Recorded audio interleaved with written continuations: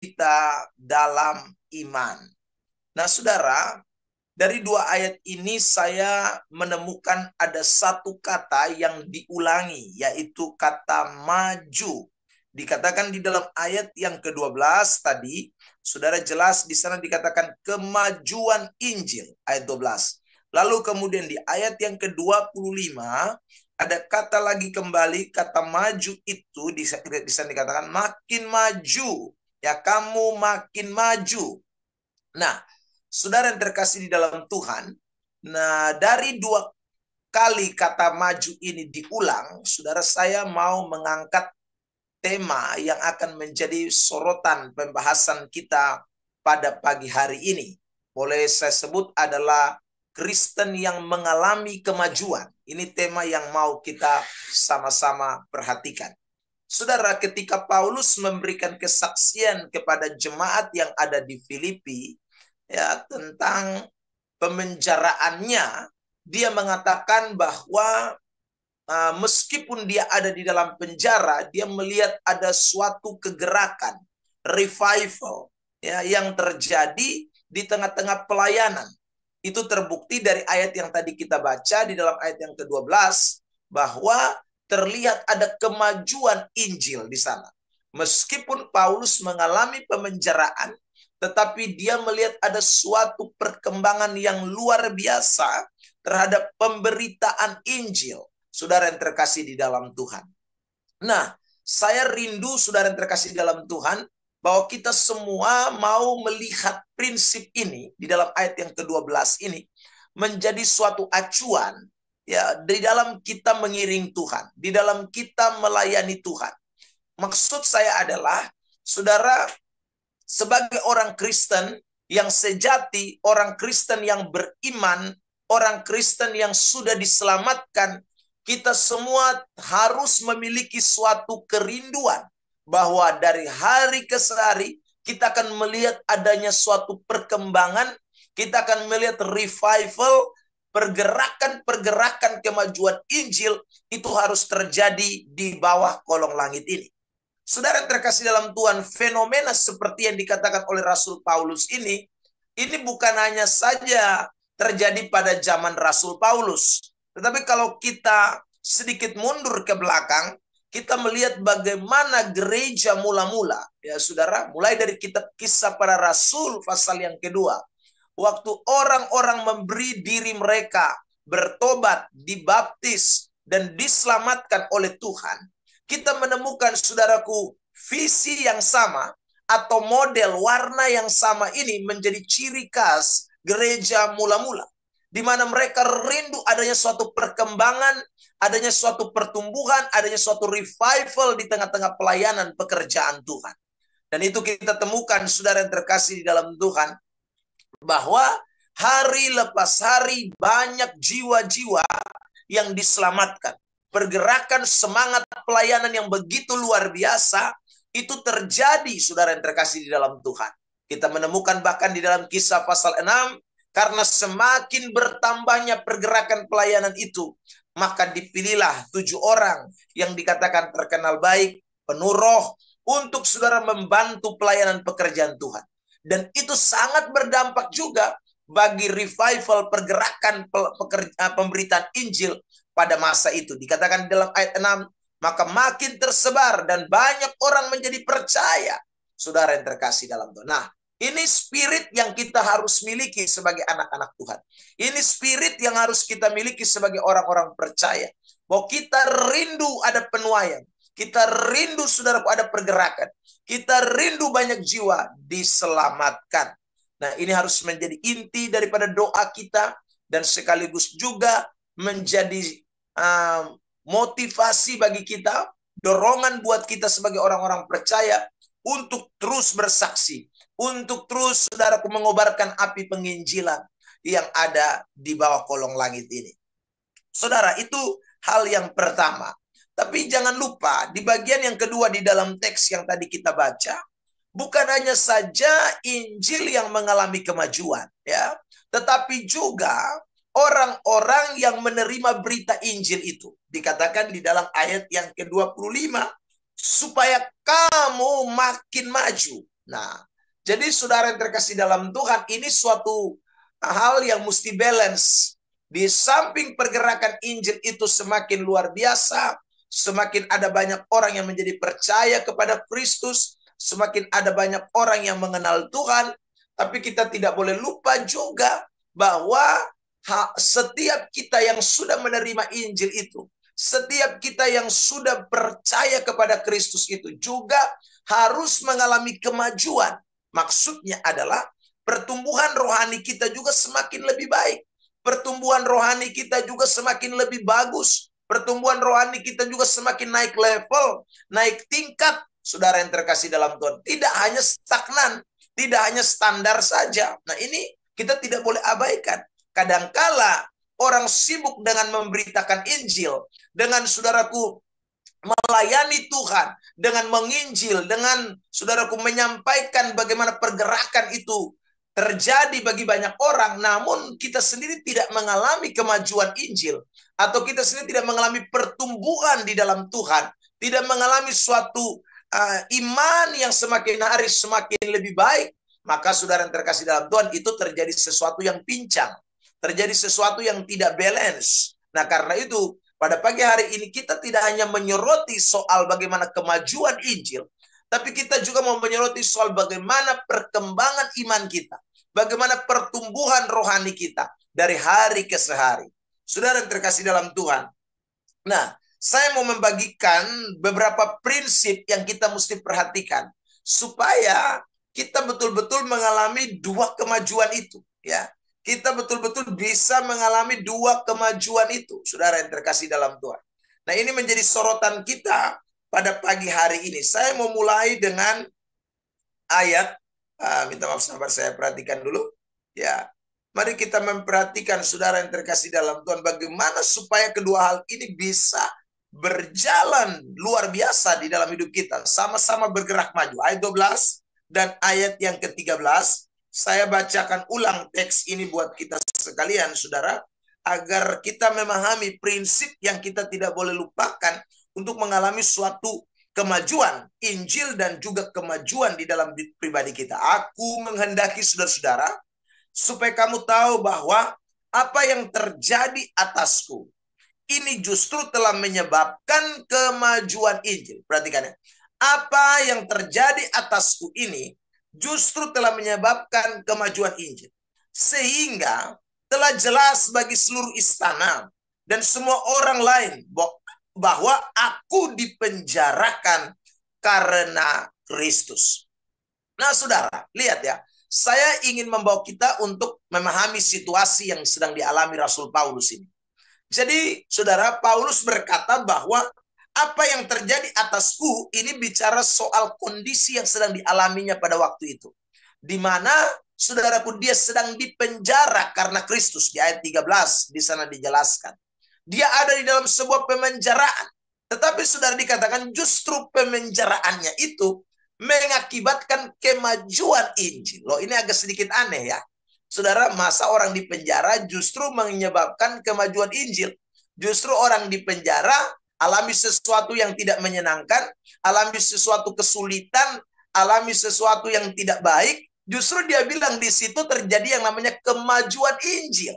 Itu yang menyebabkan terjadinya kemajuan Injil. Sekali lagi, dalam tanda kutip, kalau kita menalar atau mencerna, ini sesuatu yang tidak masuk akal. Ini sesuatu yang di luar daripada keinginan manusia. Tapi saudaraku, ini fakta di dalam Alkitab.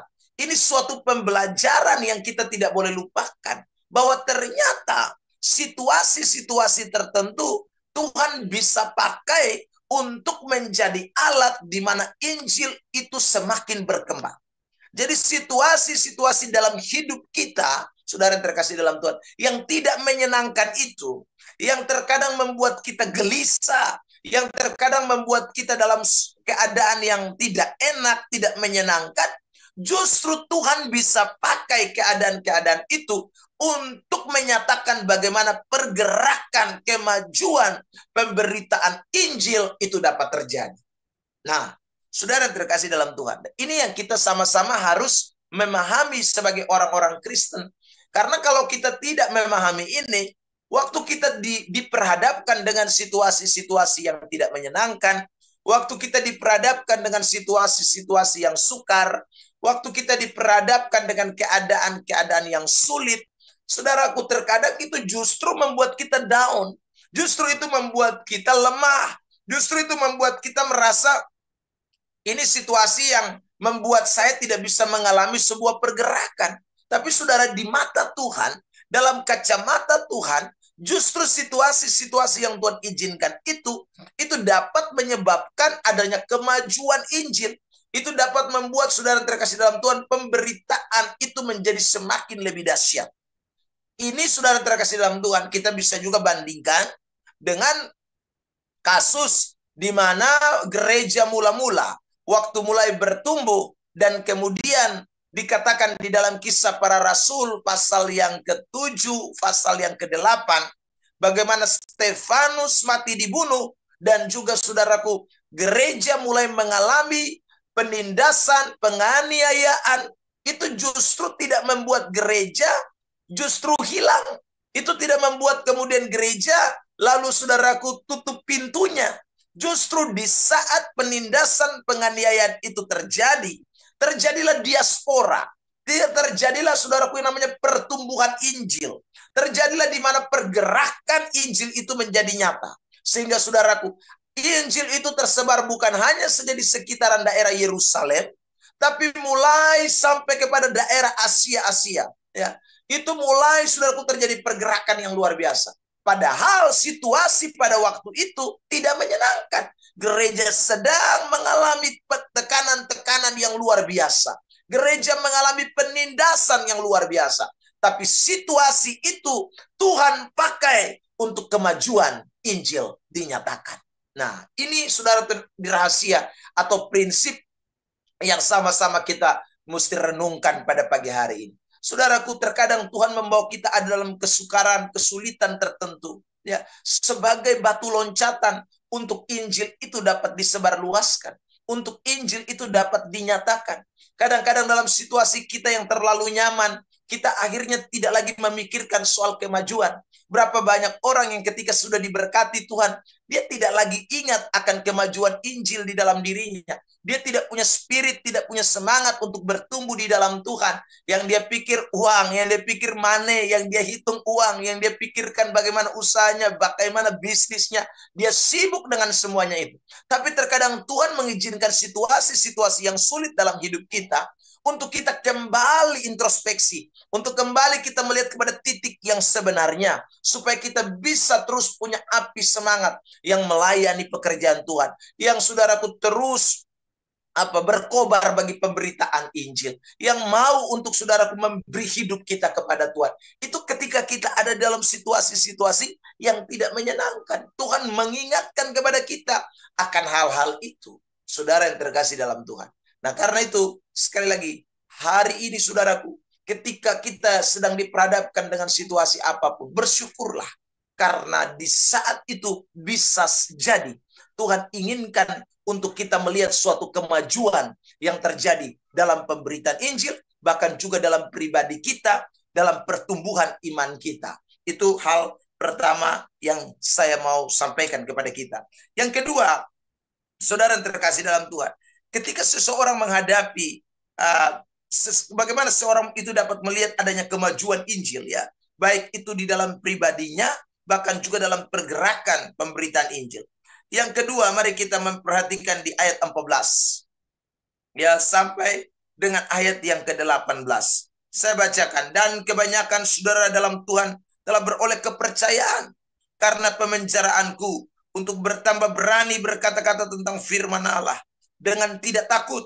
Ada orang yang memberitakan Kristus karena dengki dan perselisihan, tetapi ada pula yang memberitakannya dengan maksud baik. Mereka ini memberitakan Kristus karena kasih, sebab mereka tahu bahwa aku ada di sini untuk membela Injil. Tetapi yang lain karena kepentingan sendiri dan dengan maksud yang tidak ikhlas. Sangkanya dengan demikian mereka memperberat bebanku dalam penjara. Tetapi tidak mengapa, sebab bagaimanapun juga Kristus diberitakan, baik dengan maksud palsu maupun dengan jujur. Tentang hal itu aku bersuka cita, dan aku akan tetap bersuka cita. Saudara, jadi waktu Paulus mengalami pemenjaraan itu, terjadi dua kelompok. Satu kelompok, kelompok yang memberitakan Injil dengan ikhlas, dengan jujur, saudara yang terkasih dalam, dengan baik. Tapi ada kelompok yang kedua, yaitu kelompok yang memberitakan Injil dengan maksud palsu, tadi dikatakan. Tetapi saudara lihat respon Paulus. Paulus berkata, sebab bagaimanapun juga Kristus diberitakan. Ya. Jadi saudara, entah dengan maksud baik, entah dengan maksud yang tidak baik, tetapi Paulus mengatakan tidak mengapa. Ya, tidak mengapa. Sebab bagaimanapun juga Kristus diberitakan. Garis bawahi kalimat Kristus diberitakan. Ini artinya begini, saudara. Paulus lebih melihat kepada inti daripada pemberitaan. Paulus tidak melihat siapakah orang yang memberitakannya, tapi Paulus melihat isi dari pemberitaan itu.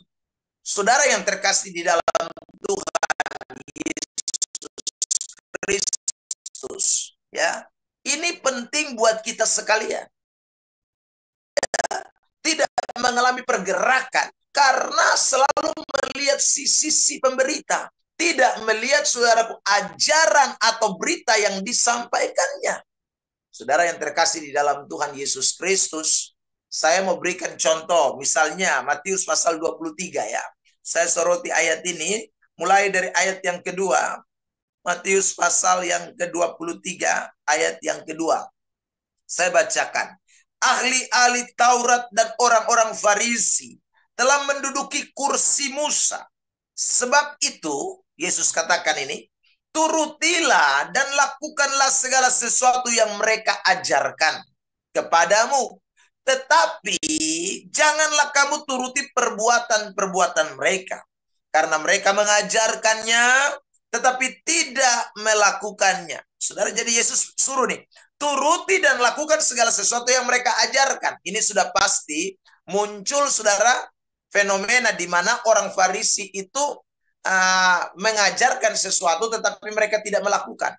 Dan itu berdampak bagi orang-orang yang mendengarkan. Waktu mereka mendengarkan dan melihat perilaku hidup daripada orang-orang Farisi dan ahli-ahli Taurat, mereka enggan atau berat atau tidak mau untuk melakukan apa yang diajarkan. Sudah, tapi Yesus justru memberi perintah.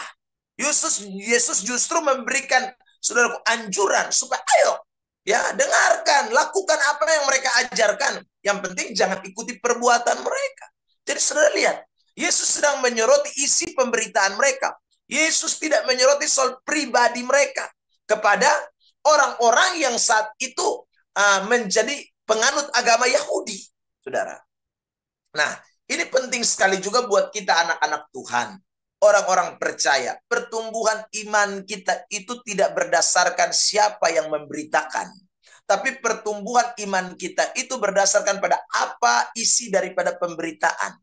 Kalau kita bergantung kepada siapa yang memberitakan, namun berita yang dia sampaikan isi pemberitaannya itu melenceng atau tidak sesuai dengan Alkitab, maka saudara terkasih dalam Tuhan, kita sedang digiring kepada iman yang semakin hari semakin mungkin mundur, semakin bukan bertumbuh, tapi semakin justru down, semakin lemah, saudara. Karena kita tidak berfokus kepada isi pemberitaan. Paulus mengatakan, saudaraku yang dikasih oleh Tuhan, dengan maksud apapun si pemberita itu, yang penting adalah isi pemberitaannya adalah mengenai Kristus, saudaraku. Kalau pemberitaan itu adalah mengenai Kristus, maka saudaraku itu akan menyebabkan kemajuan, akan memberikan pertumbuhan, akan memberikan saudaraku sesuatu pergerakan revival yang baik. Tapi kalau isi pemberitaannya itu tidak menyenangkan, siapapun orangnya, saudara, meskipun dia menyampaikan dengan maksud tulus, dia menyampaikan dengan maksud baik, tapi ketika Injil itu diselewengkan, Injil itu tidak pada sasarannya, maka itu tidak akan menyebabkan kemajuan Injil bagi seseorang. Karena Alkitab berkata dengan jelas dalam kitab Roma pasal 10 ayat yang ke-17, bahwa iman itu timbul dari pendengaran, tapi pendengaran akan firman Kristus, ya, bukan firman-firman yang sembarangan, bukan saudara yang terkasih dalam Tuhan, hanya sekedar pemberitaan-pemberitaan, tapi tanpa dasar Kristus sebagai fondasi atau sebagai patokannya, maka itu tidak akan memberikan faedah apapun dalam kehidupan iman kekristenan kita. Nah, saudara yang terkasih dalam Tuhan, ini dua hal yang sangat penting yang menjadi sorotan Rasul Paulus untuk sebuah kemajuan Injil. Karena itu cintailah kebenaran, saudaraku. Karena itu jadilah orang-orang Kristen yang begitu rindu dan begitu haus akan kebenaran. Yesus pernah berkata di dalam khotbahnya dalam Matius pasal yang kelima, marilah kita haus dan lapar akan firman Allah, saudara, akan pengajaran, akan saudara hal-hal yang berbau Injil sejati. Orang-orang Kristen harus mempunyai rasa seperti itu. Sebab dengan demikian iman kita akan bertumbuh. Ibrani pasal yang kelima ayat 12 mengatakan bahwa kita tidak boleh lagi menjadi kanak-kanak, tapi kita harus menjadi dewasa di dalam iman. Semakin dewasa di dalam Tuhan.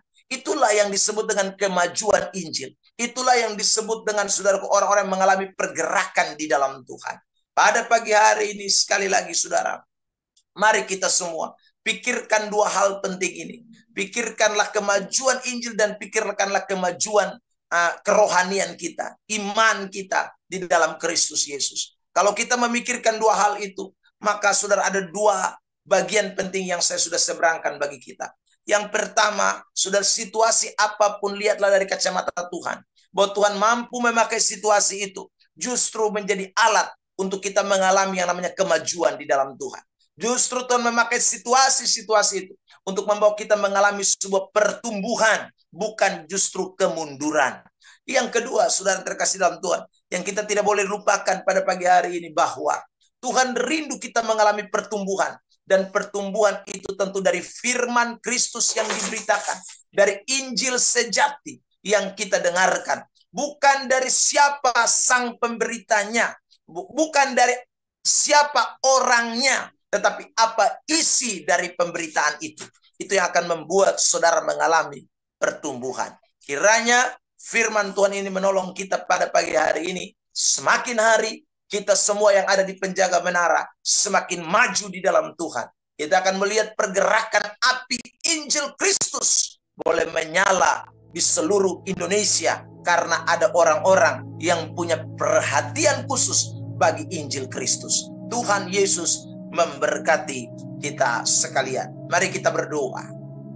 Bapa di sorga, kami bersyukur buat pagi diberkati ini. Kami diizinkan Tuhan untuk kembali dengar firman Allah. Kami bersyukur buat kesaksian Rasul Paulus yang meneguhkan dan menguatkan kami semua.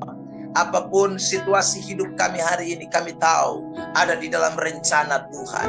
Kami tahu punya maksud yang baik untuk kehidupan kami, untuk sekeliling kami, untuk daerah kami, untuk tempat di mana kami berada. Tuhan tolong Bapa, kami rindu Tuhan. Situasi-situasi itu membuat kami semakin menyadari bahwa Tuhan sedang bekerja di dalam hidup kami.